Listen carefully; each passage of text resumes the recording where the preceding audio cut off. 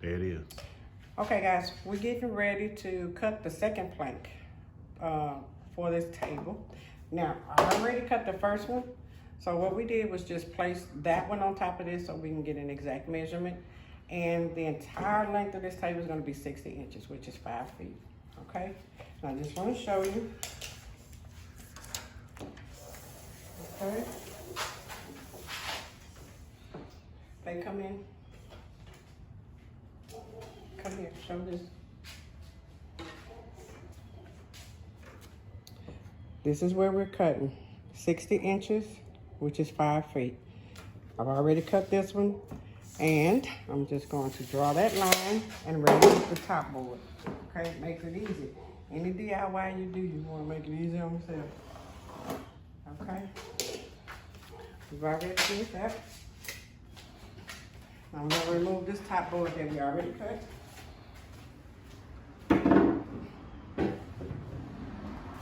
And let's clamp this one down so it doesn't go anywhere while we're cutting.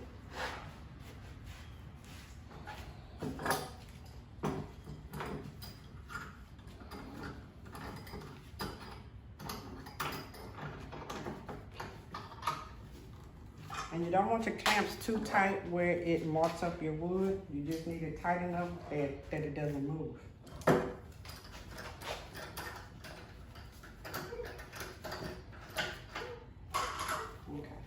Tight enough. All right.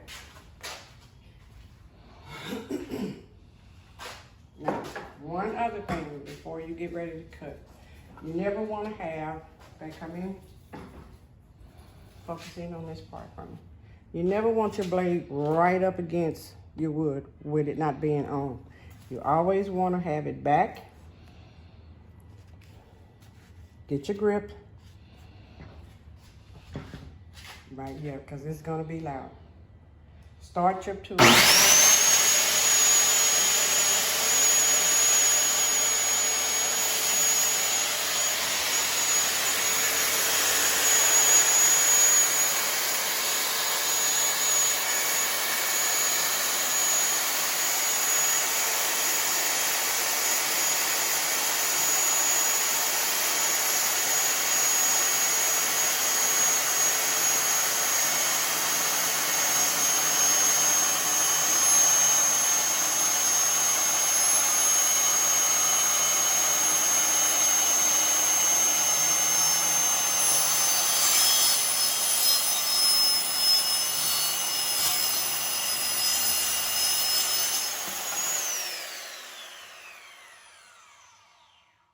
Okay, and don't set your saw down until it completely stops. Okay, sit it on its side. When it's not in use, unplug it. Okay. I want to show you what I meant, baby. Come in just a little bit. I want to show you what I meant by the different types of blades. This is smooth cut. You have little to no issues with your wood pulling up, okay? Now, had we used the water suit saw, this would have been spiked and it would have caused a lot of extra work on the sanding part. Now that it's cut, I want to see that they are the exact same length.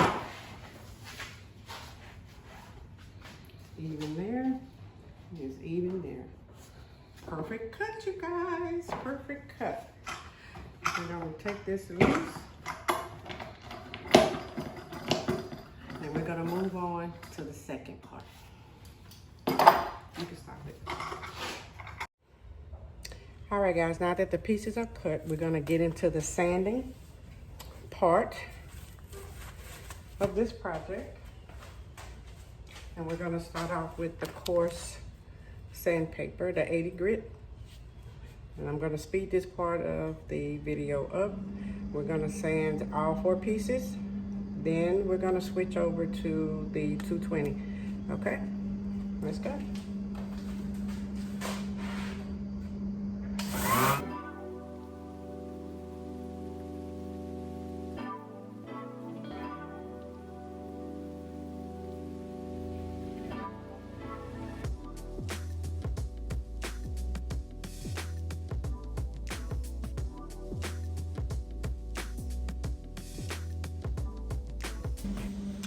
Okay guys, I'm gonna go ahead and get through sanding the other two pieces. Actually, the other 4 to 5 more pieces for this table.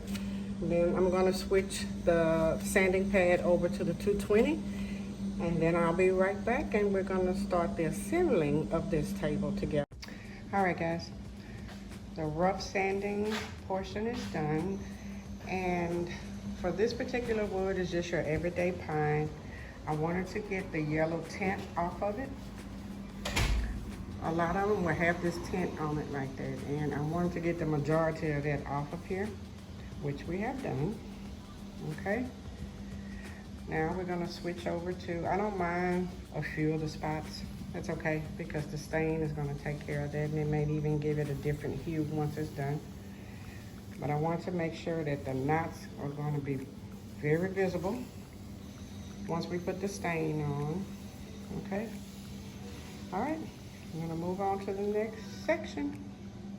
I'm gonna show you what legs we're gonna use for this.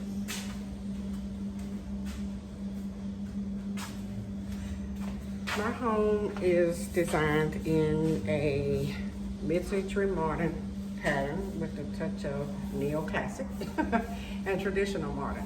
So instead of going with the normal pin legs, I didn't want to do that because I've done that before and I've had that table before. So with this one, I decided to do just the straight metal legs, okay?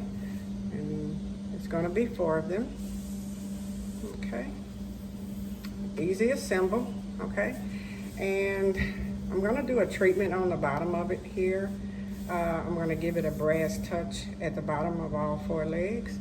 So, with that being said, we're gonna go ahead and move on to the rest of this sanding project, and we'll be right back.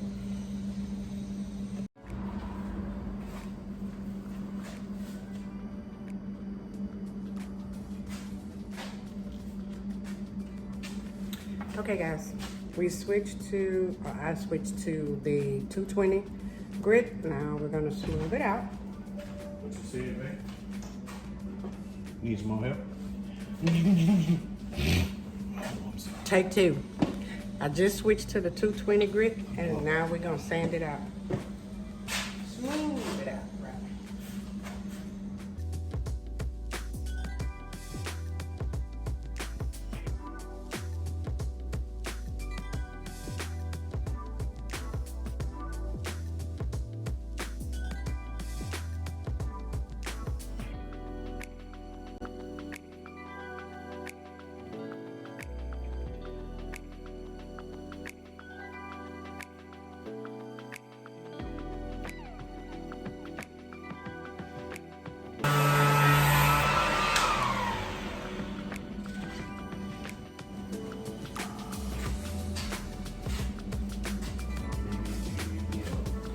Okay guys, right now I'm gonna measure the length so it'll be even symmetrical on both sides with the legs. We're not attaching anything, we're just getting measurements at this point.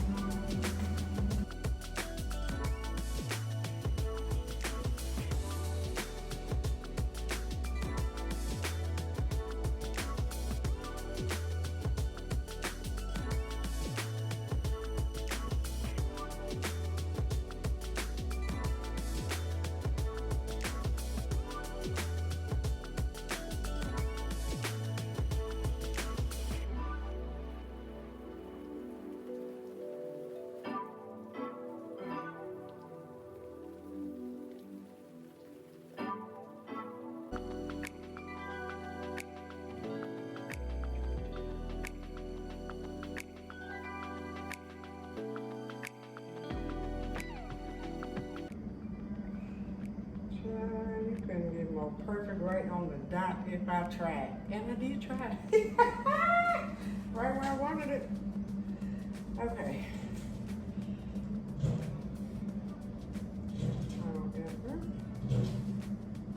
I mean exactly 12.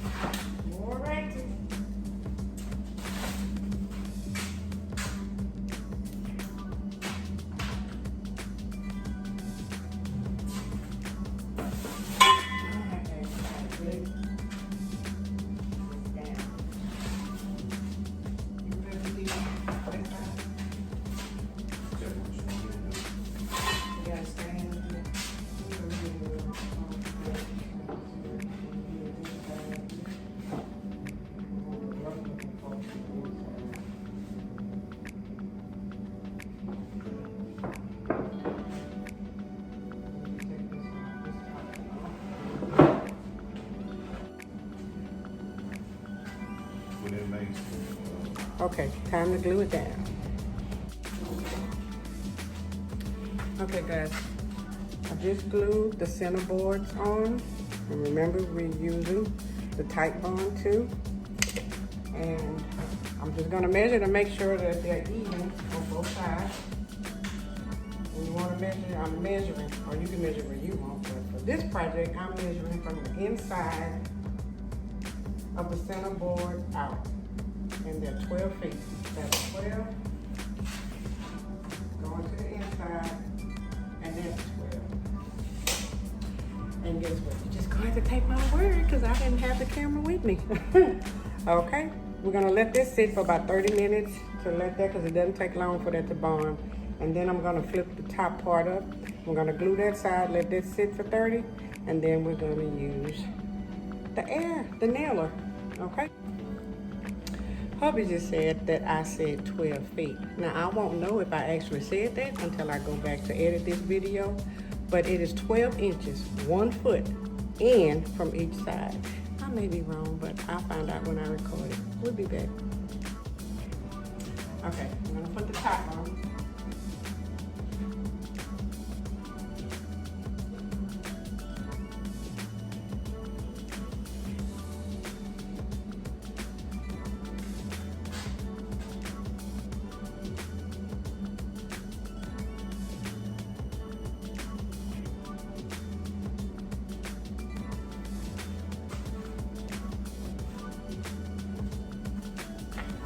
Okay, I want to show y'all something. This is where we are I'm assembling the board, the cabinet pieces together. This board is warped, and it wasn't warped when I purchased it. However, I didn't know at the time that when you purchase wood, I did know that it's moist, but I didn't realize that you can't just have it sitting around, because as it's drying, it's going to contract and it's going to warp. And because I didn't have these boards laying flat where I was storing them, as they dried, one part of the board it warped, it bent. So with that being said, that's why I have this tape here to hold this part, because it's not, as you can see, I don't know if you can tell, but there's a slight bend in here, which made it kind of a little difficult to get it to stand straight up while the glue is adhering like this side did. So I'm getting ready to place, this is actually going to be the bottom of the table. This is the top of the table. I'm getting ready to put this part on, but I can't remove the tape because I don't want this to move. So when I take it off, it's still going to have a little section of the tape in there, which is fine because you won't be able to see it. So we're gonna go ahead and add this top part and let the entire thing begin to dry and cure before we move on to the next step. All right, I just wanted to explain that part to you guys, because you're probably sitting there going, what in the world? Trust me, it's a method to my madness. Just hang tight. Yeah. I'm getting this bit down. I'm gonna get something to mark it so we got to. Where my pen? Make sure it's even right there. I'm gonna push it towards you. Are you even on it? Bring it to it. Bring it all the way close to it. Touch it. So I know exactly where I'm going.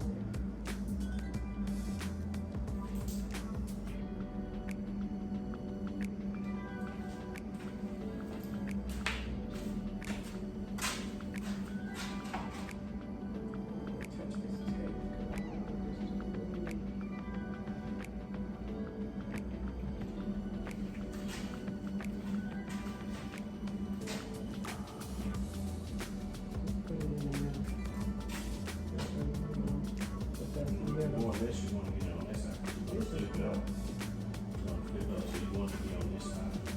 You can see. Do what? You want it to be on this side. You flip it up like that, right? So you don't even see the wall on this side. We're just gonna sit down and talk about it. I'm not gonna flip it. Okay. Watch you might have to take out. Just show them half the part right here. You cannot climb it.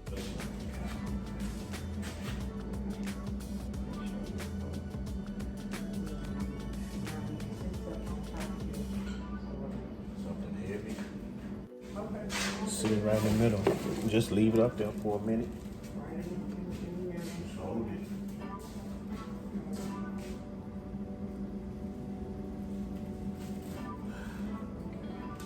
All right, I'm just gonna give you a quick view of the progress of the table. Okay, we put the compressor in the middle just to give it some weight while the glue is setting, and just to give you an idea of where I'm going with this table. This is not the finished product, but it's just to give you an idea. Okay, keep watching.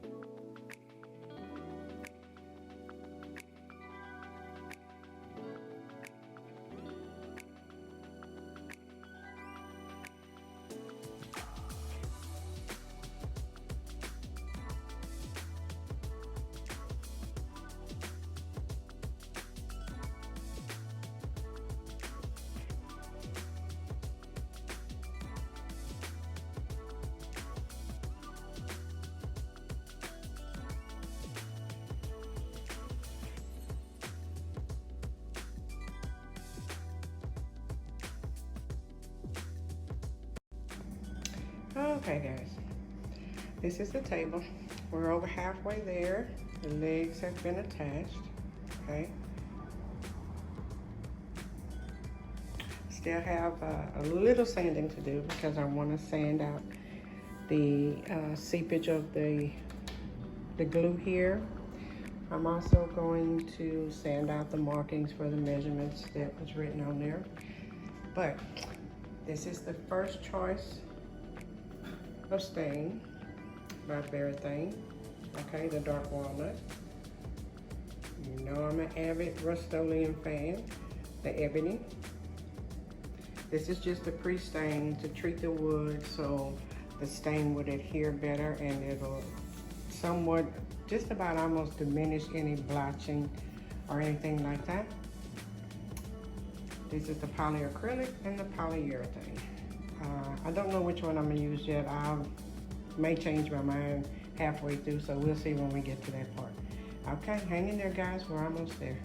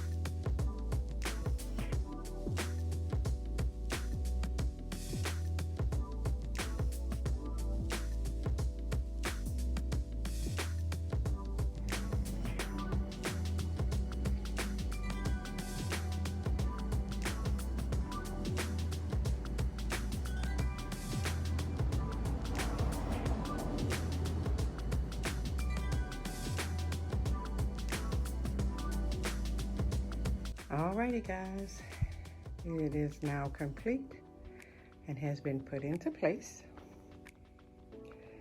This is the final outcome of the first version. And the reason I said first version, because in a couple of months, I'm going to actually change the color on it.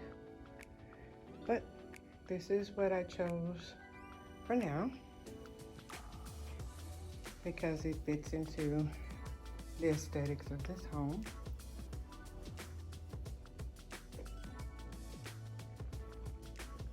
This is it.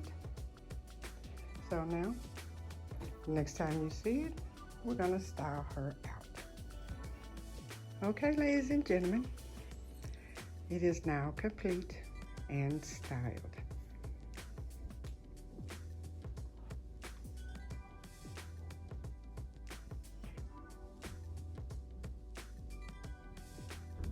Again, I will link the legs to the table that I use for this project down in the description box.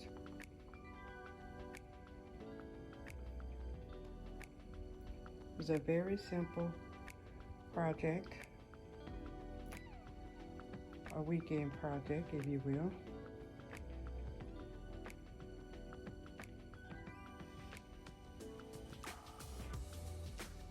Okay. And in addition to showing you the completed project, I'm going to do a quick little haul for you guys as well.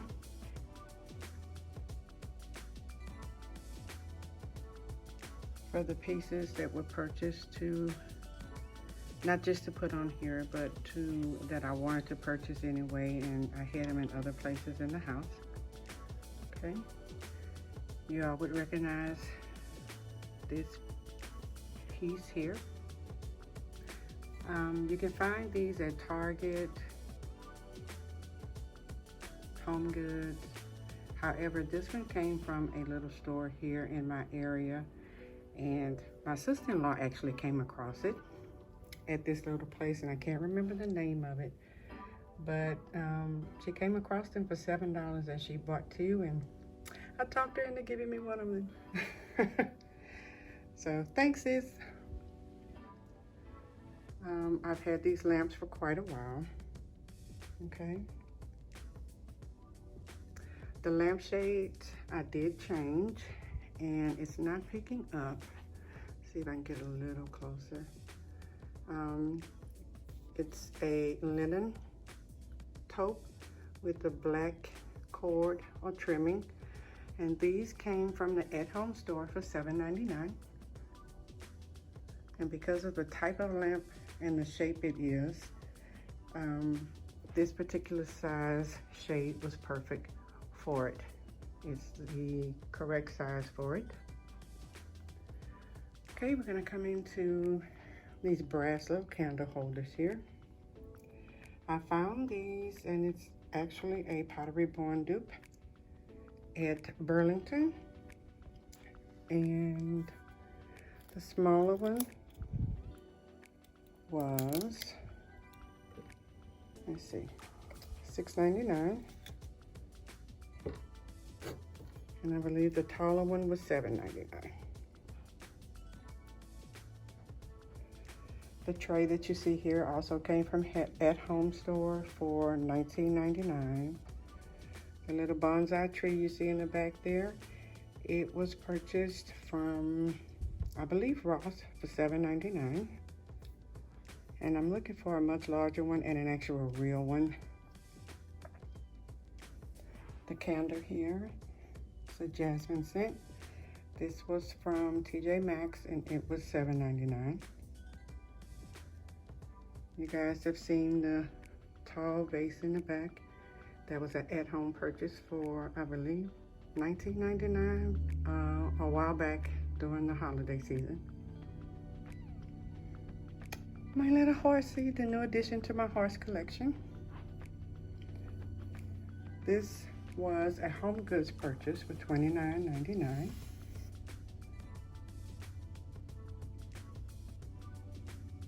And again, here we just have the other lamp.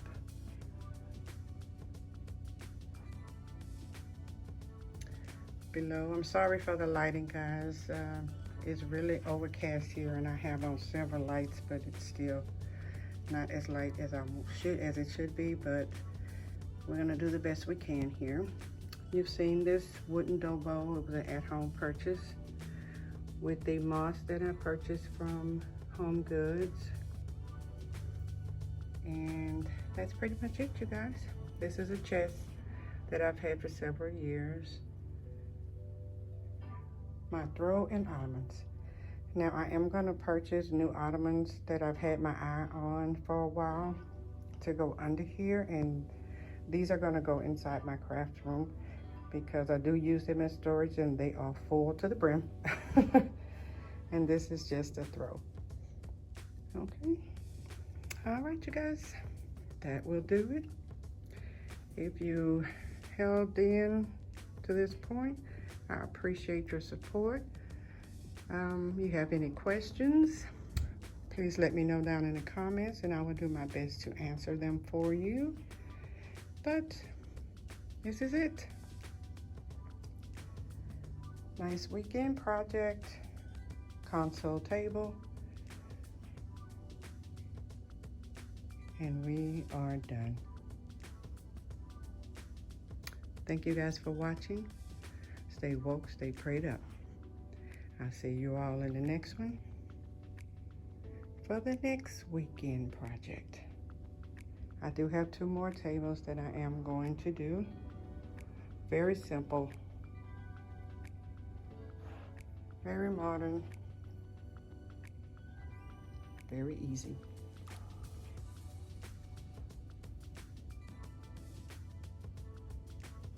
Alrighty guys, thanks for watching. Bye. You guys have a blessed one. Bye for now.